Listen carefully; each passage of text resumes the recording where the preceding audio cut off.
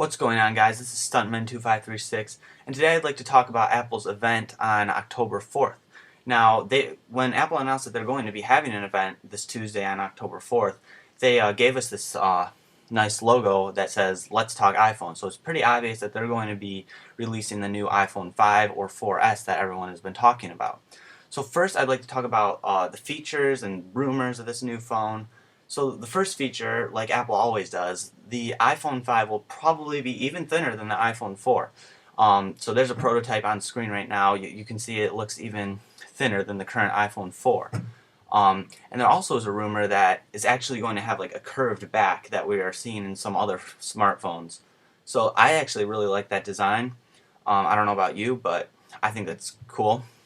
Um, Another rumor is that the iPhone 5 will have a bigger screen. So right now the iPhone screen is 3.5 inches on the left there, and there's a rumor that it'll look somewhat like the 4-inch screen on the right that you see, and with an edge-to-edge display. So I really like that feature, and I really hope they incorporate that, because most smartphones on the market now are 4 inches, 4.5, or 4.3 inches. And there's actually one that I think is like 4.7 inch screen now. So Apple really needs to step that up in order to compete.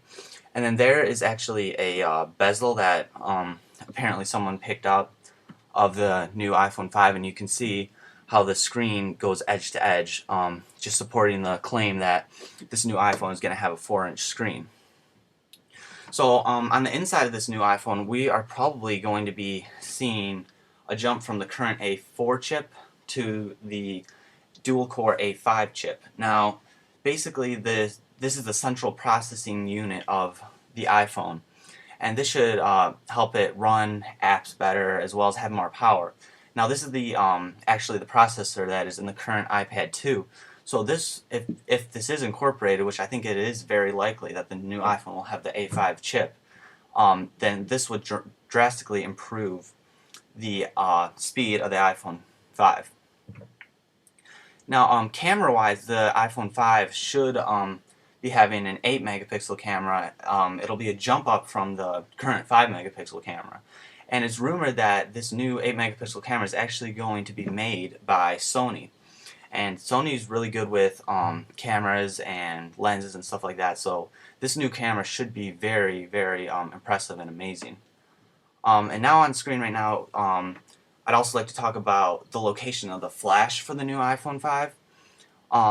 It's rumored that the flash is actually going to be on the other side as the lens of the camera, and this would be to help reduce like flash and harsh flash being right in the eyes. So that should actually help with the picture a little bit. And this is just as I said, a case. Now the next feature of the iPhone 5 that I like to talk about is the near-field communication technology, that this is possible.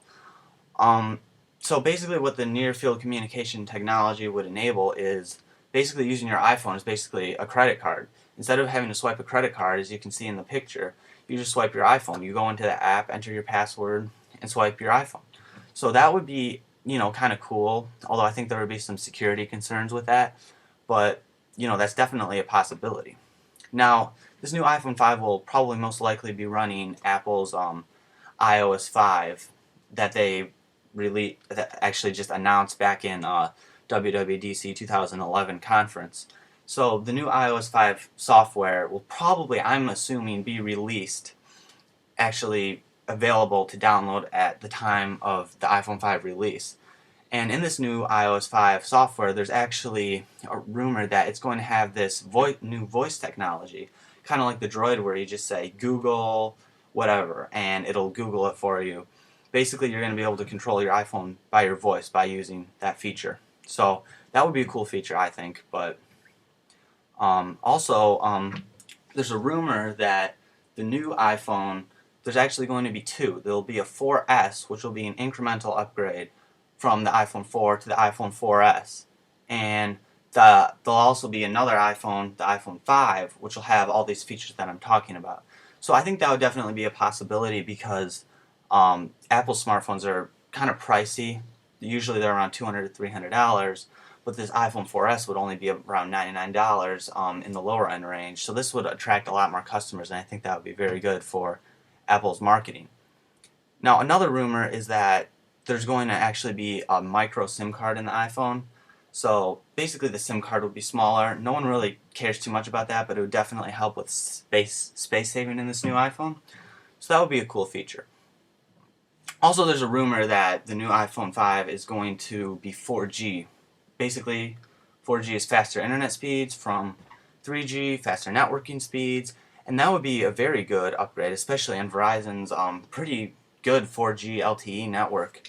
AT&T hasn't really developed too good of a 4G network yet, so I'm actually thinking that this is kind of not going to happen, but it's definitely a possibility, and it would definitely be a very good marketing technique for Apple to incorporate 4G into their iPhones, seeing that many iPhones are now, many phones are now going the 4G route instead of 3G. And right now on the screen, this is just from a Chinese website. It's basically saying the different speeds of the iPhone. So the first iPhone was just on the Edge network at 480 kilobytes per second, and then going up to the current iPhone, which has a 7.2 megabits per second speed on the 3G network. Well, they're saying this new iPhone 5 is going to have a 21 megabits per second download speed, confirming, not confirming, but suggesting that the new iPhone is going to be on the 4G network because they have those speeds that would have to be on a 4G network. Now, here's another rumor that I've seen. Some people are saying that the new iPhone is going to have a slide-out keyboard, and I say no. There's no way that Apple's going to incorporate a slide-out keyboard into this device. That's just not according to their design policy, and there's a lot of problems with slide-out keyboards, including that can break, and it would just add thickness to the phone. So I'd say there's almost no chance that they're going to have a slide-out keyboard. Now, another rumor is going to be that there's going to be a higher display screen from the current Retina display. They're saying it's going to be a 720p display. Now, I don't think this is going to happen either, because the current Retina display is so high that you can't distinguish between the individual pixels. So making the screen even higher resolution wouldn't make a difference because our eyes wouldn't be able to notice it. Now, the new iPhone 5 is definitely going to be on the Verizon and AT&T networks, but there's question as to whether it's going to be on the Sprint and T-Mobile networks. Now, I think there's a good possibility that it'll be on the Sprint network as well, but I don't think it's going to be on T-Mobile. I just don't think T-Mobile's ready to support a device such as the iPhone 5, and I don't think Apple's making many negotiations with them at this point. Now, the new iPhone 5, as I said, is going to be released it's going to be announced on October 4th, but it's not going to ship until probably like a week or so later, probably October 15th. So, just like a week or two after that, people are saying it's going to be October 15th, October 14th, not too long after. So thank you for watching this announcement of the iPhone 5 and what I think are going to be on this new iPhone. So please comment, rate, and subscribe.